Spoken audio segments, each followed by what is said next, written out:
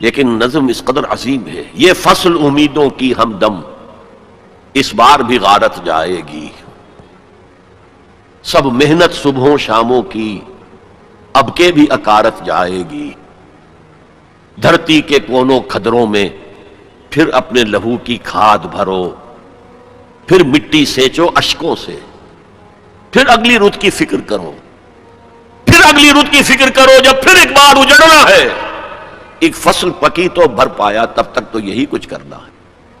Try and try again, try and try again, try and try again. بہرحال یہ تحریکیں جو ہے ابھی تک جماعتوں کی شکل میں ہیں، ان کا ایک نقشہ ہے، لیکن کامیابی نہیں ہوئی۔ اور تحریکوں کا معاملہ یہ ہوتا ہے کہ اگر تو وہ تحریک 25، 30، 40، 50 سال کے اندر اندر کامیاب ہو جائے تو ہو جاتی ہے، ورنہ اس میں بڑھاپا طاری ہو جاتا ہے۔ وہ تو جیسا کہ میں نے اسپینگلر کا بھی آپ کو بتایا، یہ فلسفہ تاریخ کا ایک نقطہ نظر ہے۔ تہذیبیں بھی جوان ہوتی ہیں، قوت پکڑتی ہیں، پھر مر جاتی ہیں۔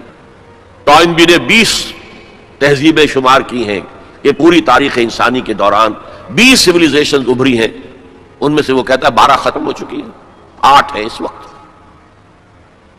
اور اسی کو ہنٹنگٹن نے پھر آگے بڑھایا کلیش آف سویلائزیشن کے اندر، کہ یہ جو 8 تہذیبیں آج دنیا میں ہیں، ان میں سے ایک ہماری مغربی تہذیب ہے، باقی 7 میں سے بھی 5 وہ ہیں جنہیں ہم آسانی سے ایسیمیلیٹ کر سکتے ہیں، ہمارے اندر گم ہو جائیں گی، ضم ہو جائیں گی۔ They pose no threat, no challenge.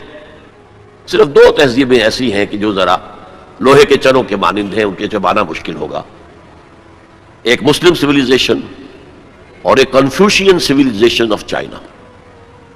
اس پر پھر اس نے مشورے دیے تھے، اور یہ جو تھنک ٹینکس ہوتے ہیں اور جو اس طرح کے دانشور ہوتے ہیں، ان کے مشوروں پر کس طرح عمل ہوتا ہے امریکہ کے اندر۔ 2 مشورے دیے، ایک تو چائنا کو اور مسلم ورلڈ کو ایک دوسرے سے دور کرو،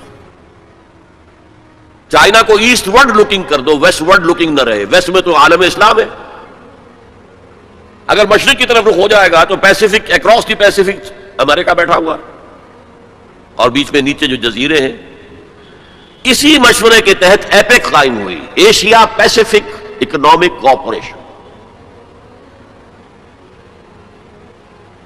دوسرا مشورہ دیا، مسلمانوں کے آپس کے اختلافات کو بھڑکاؤ۔ میں سمجھتا ہوں پاکستان میں جو شیعہ سنی قتل و غارت ہوئی ہے، وہ اصل میں اس پالیسی کا نتیجہ، وہ انڈیجنس نہیں ہے، بلکہ اس کے ڈانڈے باہر سے ملتے ہیں۔ ورنہ شیعہ سنی سائڈ بائی سائڈ رہتے ہیں، کبھی کوئی عوامی فساد تو ہوا ہی نہیں وہاں۔ شیعہ سنی کا کوئی عوامی فساد کبھی ہوا ہی نہیں، آج تک نہیں ہوا۔ زیادہ سے زیادہ اختلاف ہوتا ہے تو محرم کے دنوں میں کہ تعزیے کا جناب یہ راستہ آپ کا مقرر ہے، آپ ادھر کیسے جا رہے ہیں، بس اس پر ہوتا، وہ بھی ان چند دنوں کے اندر، باقی تو اور کہیں نہیں۔ سائڈ بائی سائڈ، اوپر نیچے، ایک ملٹی سٹوریڈ بلڈنگ میں اوپر شیعہ ہے نیچے سنی ہے، یا نیچے شیعہ ہے اوپر سنی ہے، کوئی نہیں۔ لیکن ہے یہ ایک بہت بڑی ایک پالیسی ہے جس کے تحت یہ سب کچھ ہو رہا ہے۔ بہرحال ہمارا جو اپورڈ جو موومنٹ تھی رینائسنس کی، وہ تو تاحال تو ناکام ہے بالکل۔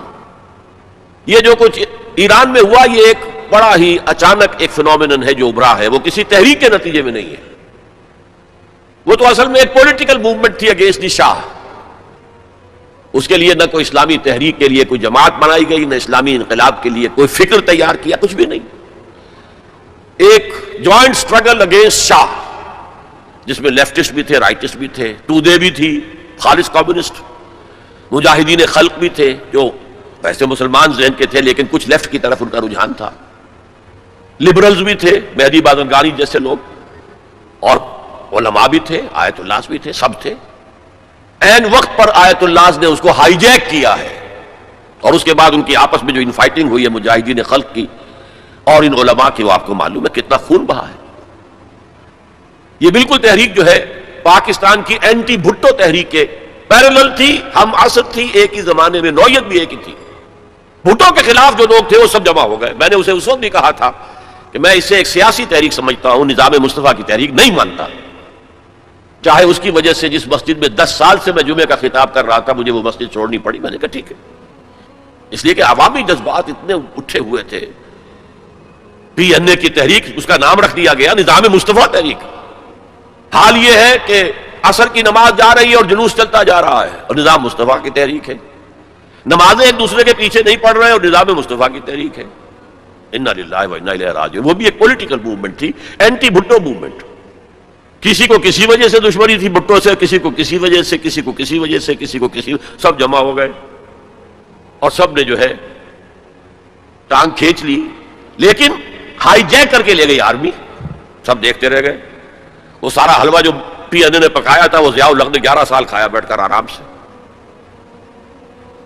It was hijacked by Zia ul Haq, that was hijacked by علماء. لیکن پیرلل موومنٹس تھی. اور شاہ of Iran and Bhutto both مرتے وقت یہ کہہ کر گئے کہ ہمیں امریکہ نے مروایا ہے. ڈیموکریٹک حکومت تھی, ڈیموکریٹس کی حکومت تھی امریکہ میں, انہوں نے سپورٹ کیا ان تحریکوں جو ان کے خلاف چل رہی تھی. بہرحال بھٹو کا تو ایک اور جرم بھی تھا کہ اس نے ایٹم بم بنانے کا اعلان کیا تھا, چاہے ہمیں گھاس کھانا پڑے ہم ایٹم بم بنائیں گے. اور کیسنجر نے کہہ دیا تھا we'll make an example of you, باز نہیں آؤ گے اگر تو تمہیں یہ نشان عبرت بنا دیں گے. اور وہ نشان عبرت پھانسی پہ جھلا دیا اس کو. بہرحال اس اعتبار سے ہماری ابھی پیش رفت کچھ نہیں ہو سکی ہے, میننگ فل پیش رفت, بلکہ اس میں جو ایک نئی ڈائمنشن پیدا ہوئی ہے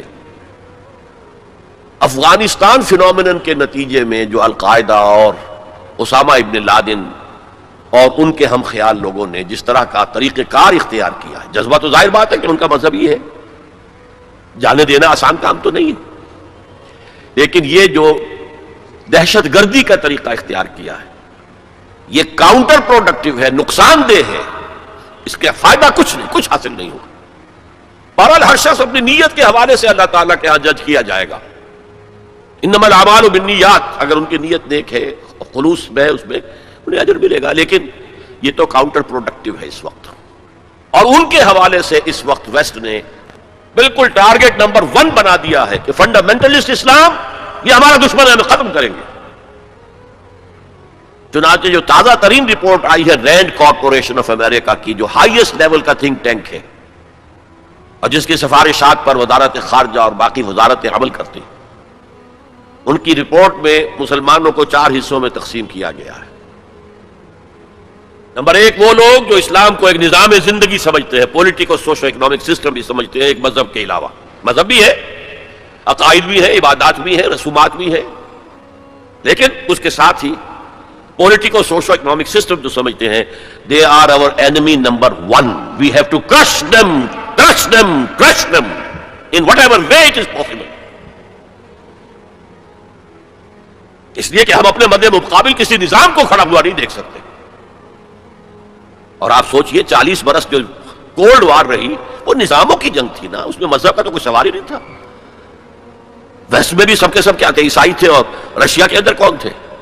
USSR کی عظیم اکثریت کن پر مشتمل تھی؟ یہ چند مسلمان ممالک چھوڑ دیجئے, قازقستان وغیرہ, تو باقی تو سارا وہ عیسائی تھے نا.